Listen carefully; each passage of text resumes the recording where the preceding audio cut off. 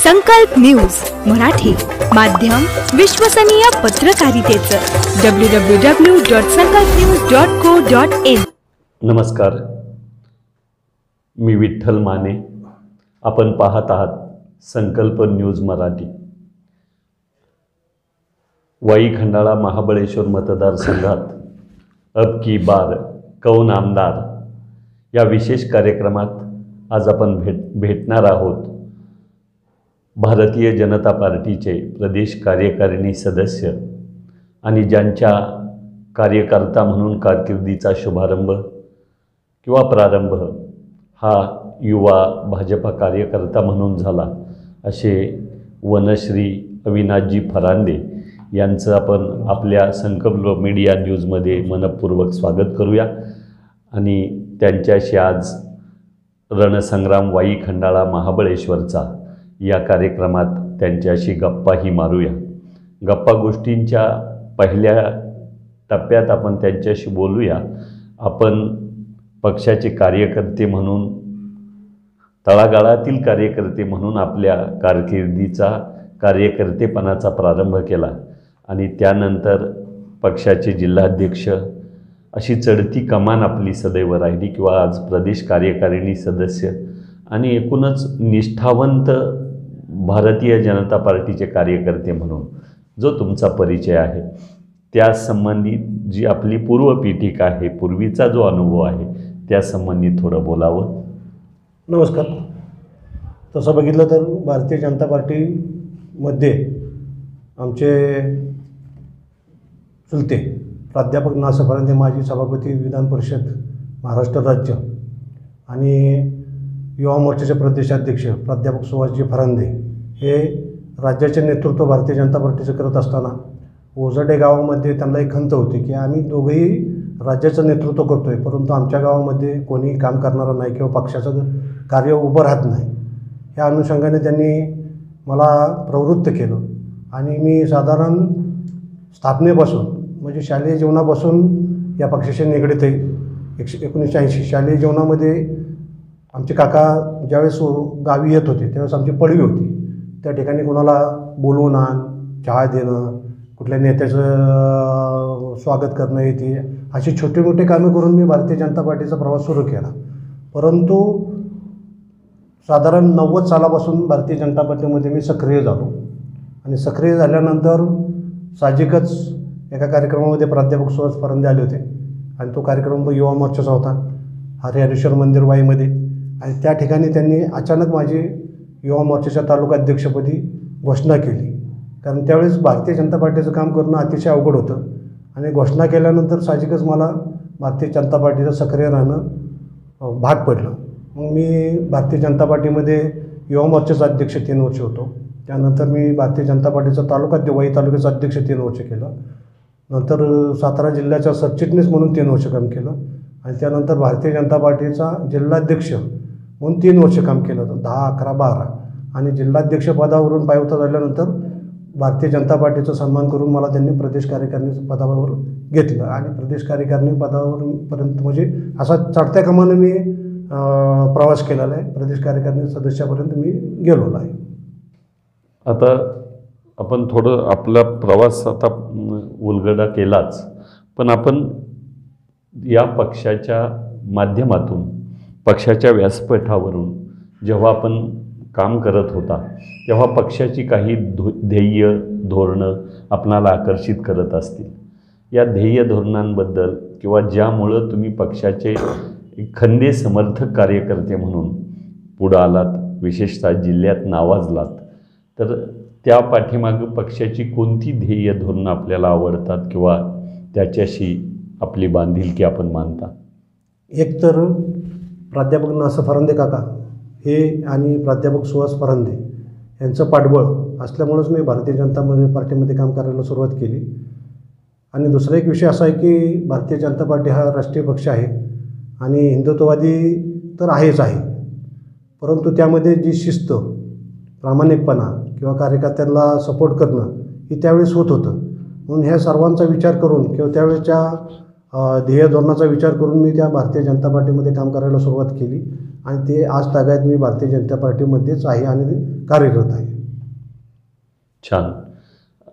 आता पक्षाच्या माध्यमातून विशेषतः तत्कालीन विधान परिषदेचे सभापती स्वर्गीय प्राध्यापक ना. स. फरांदे आणि अन्य पक्षीय किंवा 1995 ते 99 या कार्यकाळामध्ये राज्यामध्ये शिवसेना भाजप युतीचं सरकार पहिल्यांदा आरूढ झालं.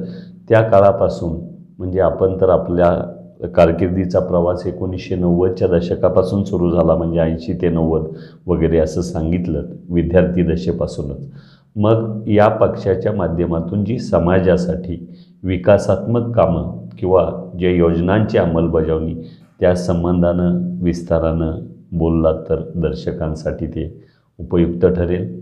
तसे बघितलं तर मी सामाजिकदृष्ट्या मी शैक्षणिक, सामाजिक, राजकीय, आर्थिक आणखी कृषी क्षेत्रामध्ये कार्यरत आहेच. त्या माध्यमातूनही मी माझे आणि समाजाचे कामं अनेक केलेले आहेत. परंतु प्राध्यापक ना. स. फरांदे काकांच्या सूचनेनुसार ओझरडे गाव परिसरात अनेक कामं आम्ही केलेली आहेत. क्षेत्र सोनेश्वरचा विकास असेल तो काकांच्या माध्यमातून झालेला आहे. आजूबाजूचे जे पांढर रस्ते असतील तेही त्यांच्या माध्यमातून झालेले आहेत.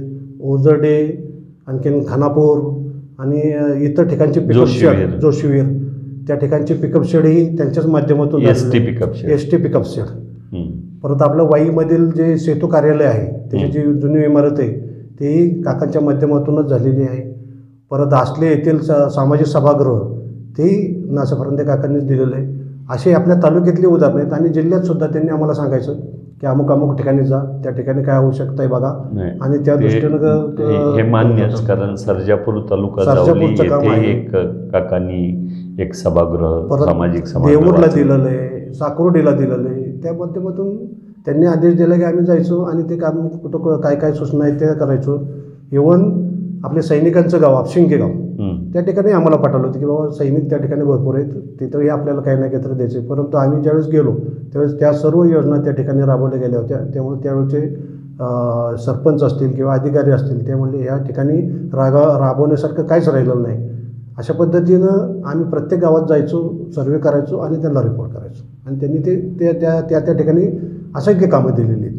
आणि दुसरं असं की वैयक्तिकसुद्धा कोणाची छोटी मोठी कामं असतील तेही त्यांनी केलेले आहेत. ते माझ्या माध्यमातून किंवा या ठिकाणी त्या वेळेस तरी पूर्वी भारतीय जनता पार्टीमध्ये म्हणजे आम्हीच खासदार, आम्हीच आमदार, सर्व आम्हीच असायचो. कारण आम्ही विरोधात होतो त्यामुळं आम्हाला स्वतःचंच स्ट्रगल करायला लागायचं.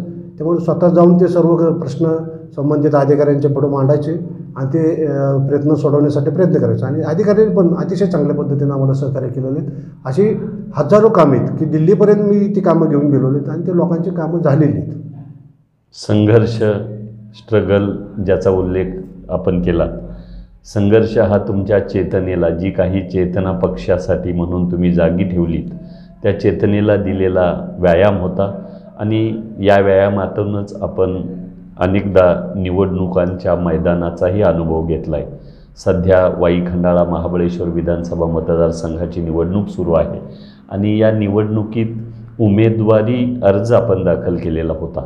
तर हा अर्ज दाखल करण्यापूर्वी पूर्वतयारी म्हणून, कारण मतदारसंघाचा विस्तार तसा तुलनेनं मोठा आहे, ग्रामीण तोंडावळा असलेला हा 3 तालुक्यांचा महाबळेश्वर, वाई आणि खंडाळा अशा 3 तालुक्यांचा मतदारसंघ आहे.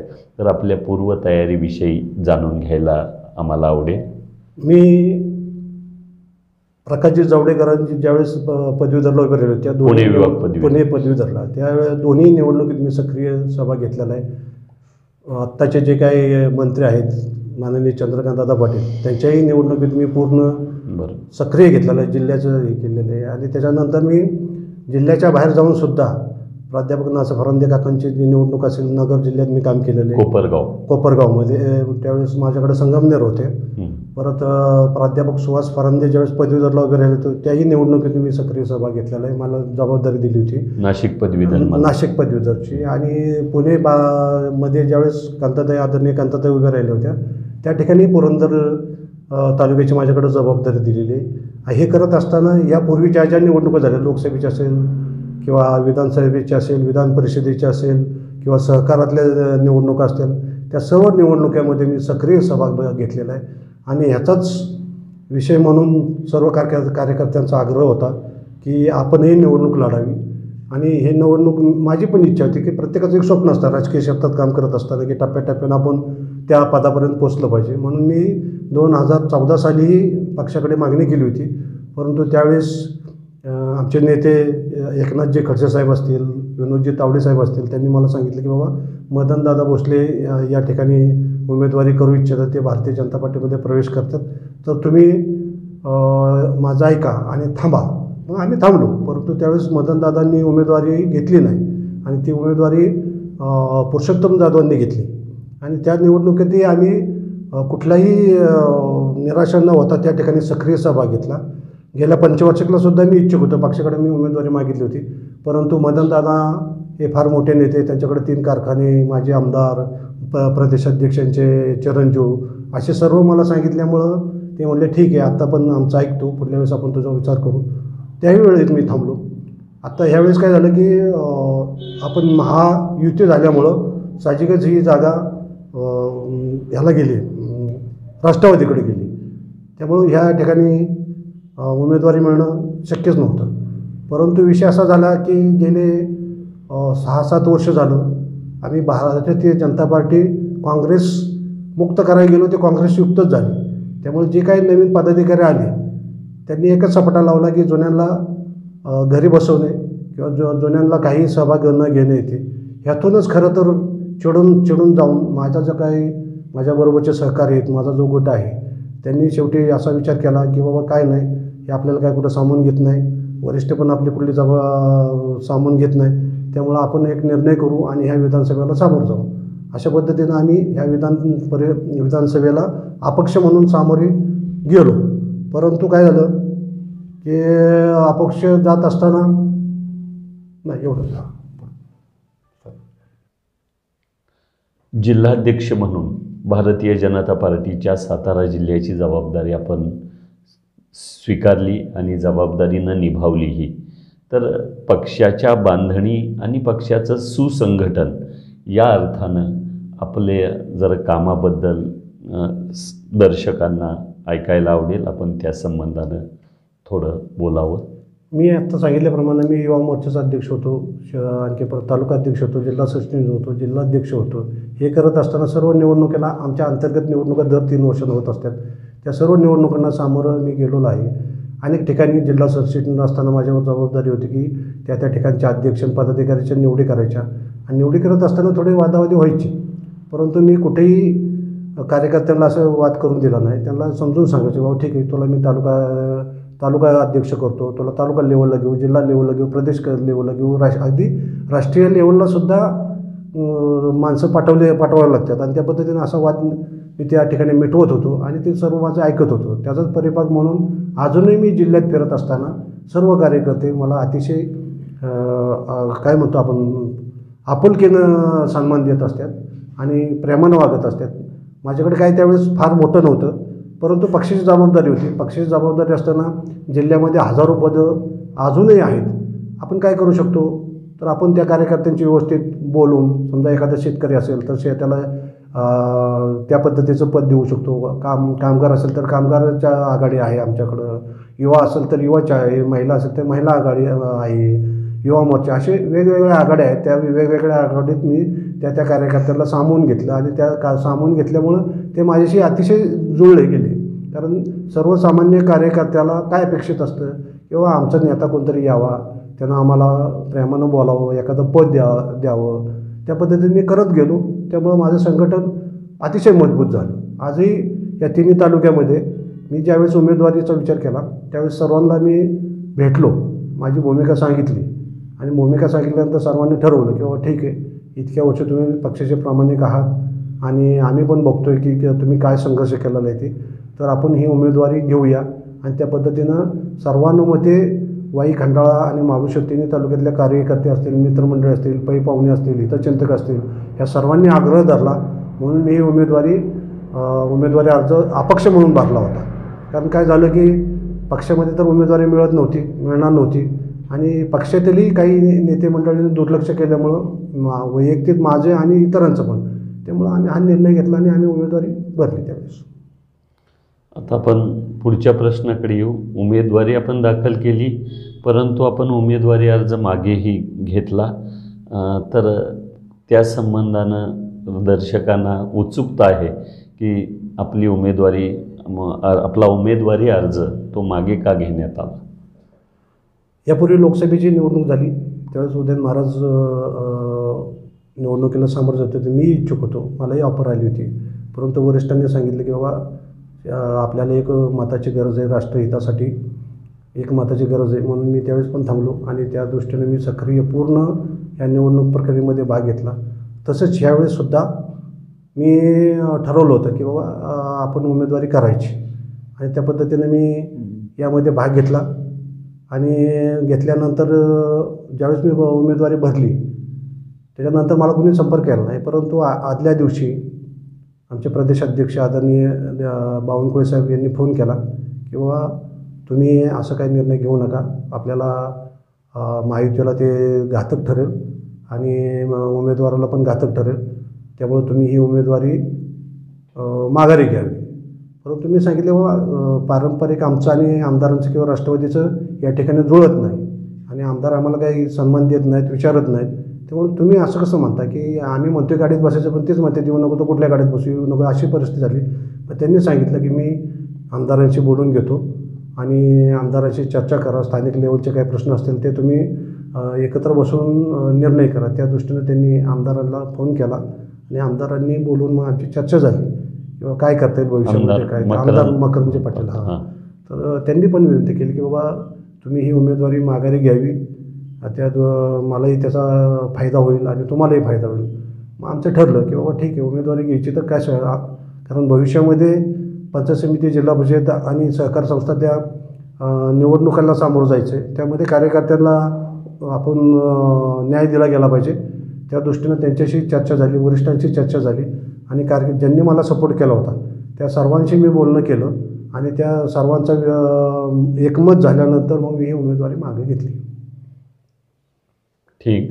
आपण पुढच्या प्रश्नाकडे वळतोय की पक्षाच्या यापुढील प्रचार कार्यात म्हणजे महायुतीच्या जे राष्ट्रवादी काँग्रेस, भारतीय जनता पार्टी, शिवसेना या आदी पक्षांचे आणि महायुतीचे मित्रपक्षांचे उमेदवार असलेल्या या मतदारसंघातील प्रचार कार्यात आपला सहभाग यापुढे कसा असेल याबद्दल? आता मी माघारी घेतल्यानंतर या ठिकाणचे आमदार मकरंद पाटील यांना मी सविस्तर चर्चा केली आणि त्यांना म्हटलं आपण एकत्र काम करूया किंवा एकत्र मिळून काम करूया. परंतु आज 5वा दिवस आहे, त्यांच्याकडून असा काही रिस्पॉन्स आलेला नाही. बघूया काय होते ते, कारण त्यांनी जर आम्हाला बोलवलं तर आमचे सर्व कार्यकर्ते त्यांच्याबरोबर सक्रिय सहभाग घेतील. पण त्यांनी बोलवलं पाहिजे ना मला की बाबा या बसूया, तुमचं नियोजन कसं करायचं काय ते, असं झालं तर आम्ही पूर्ण ताकदीनं उतरूया आणि आम्ही पूर्ण त्यांना मदत करू. या तिन्ही तालुक्यात खंडाळा, वाई आणि महाबळेश्वर या तिन्ही तालुक्यात मिळून भारतीय जनता पार्टीची अशी स्वतःची अशी वोट बँक किंवा मतदारांचा जो जनाधार आहे तो किती आहे असं आपल्याला वाटतं? आता गेल्या निवडणुकीत जे नेते आमच्याकडे आले होते, आम्ही पूर्वी मी ग्रामपंचायत आणि इतर सर्व निवडणुका मिळून साधारण 60 ते 70 हजार मतं आम्हाला होतीच जर गोळाबेरीज केली. परंतु जे काही निष्ठावंत आहेत ते साधारण 25 ते 30 हजार निष्ठावंत आहेत. आता मलाच परवा दिवशीच सांगण्यात आलं की आमचे काही पक्षाचे कार्यकर्ते आहेत किंवा राष्ट्रवादीचे कार्यकर्ते आहेत, त्यांच्याकडून सांगण्यात आलं की तुमची उमेदवारी होती तर तुम्हाला 35 हजारापर्यंत मतं तुम्हाला पडतील, त्यामुळं सध्याचे जे काही उमेदवार कुणी असेल त्यांना धोका आहे. त्यामुळं त्याची दखल प्रदेशाने पण घेतली आणि इथल्या आमदारांनी पण घेतली.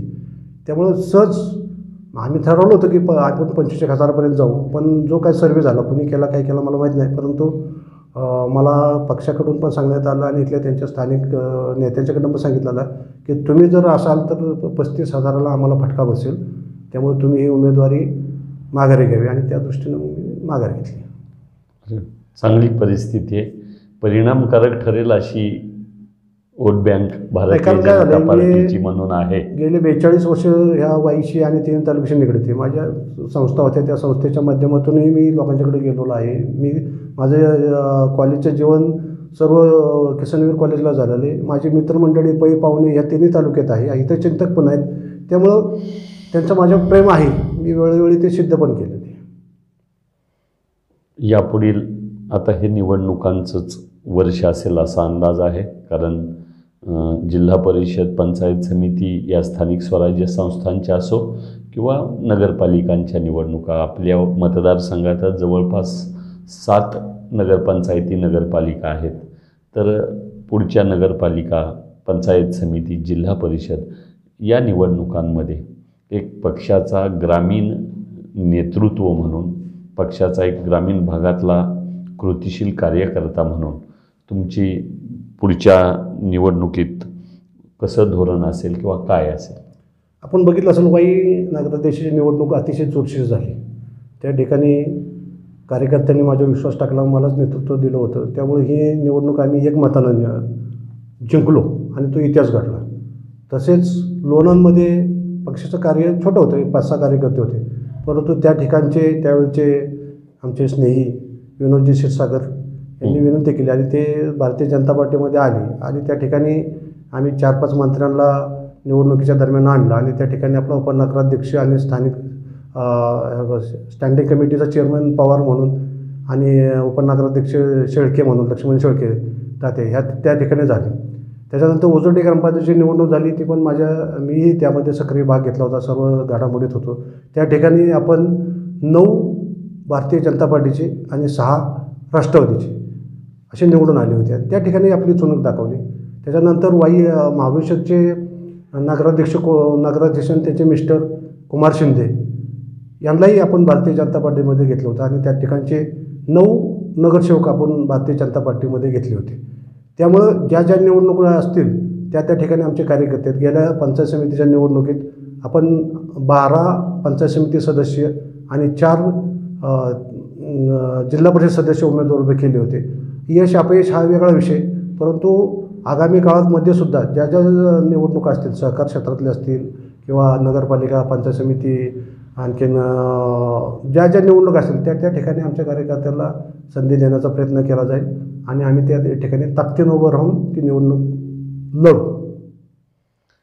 आता या विधानसभेच्या यश अपयशाचा, निकालाचा आणि त्या निकालाचा संदर्भ पुढच्याच सर्व निवडणुकीत, म्हणजे तुम्ही महायुती म्हणून सगळे एकत्र आलाय, तर पुढच्या काळात त्या संबंधानं तुमची भूमिका काय असेल, की बाकी अन्य निवडणुकांमध्ये महायुती म्हणून आपण सर्व समावेशक असं जे आज तुमच्या महायुतीचे घटक पक्ष असलेले पक्ष आहेत, त्या पक्षांबरोबर यासंबंधी काही विचार केला आहे का, राहायचं किंवा कसं या संबंधानं? नाही, या संदर्भात प्रदेशाध्यक्ष आदेश दिल्याप्रमाणे मी या ठिकाणचे आमदार मकरंदजी पटेल यांच्याबरोबर चर्चा केली आणि त्यांना सांगितले, बाबा ही निवडणूक झाल्यानंतर पुढं काय, समजा आम्ही तुमच्याबरोबर आलो तर पुढं काय.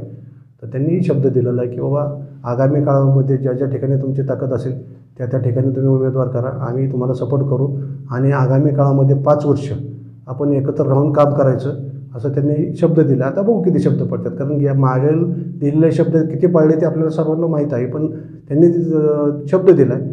त्यांनी मला सांगितले, बाबा तुम्ही उमेदवारी मार्ग घ्या. त्यांच्या शब्दाला मान देऊन मी उमेदवारी मार्ग घेतली. आगामी काळामध्ये सुद्धा त्यांनी दिलेला शब्द त्यांनी पाळावा, म्हणजे भविष्यामध्ये असा प्रसंग येणार नाही. माझ्या माहितीप्रमाणे बऱ्याचशा प्रश्नांच्या अनुषंगानं आपण या मुलाखतीदरम्यान गप्पा गोष्टी केल्या. आता आपण समारोपाकडे येऊया. संकल्प न्यूज मराठीच्या वतीनं अब की बार कोण आमदार या विशेष कार्यक्रमात भारतीय जनता पार्टीचे एक कर्तृत्ववान प्रतिनिधी श्रीमान अविनाशजी फरांदे हे आज आपल्या स्टुडिओत आले.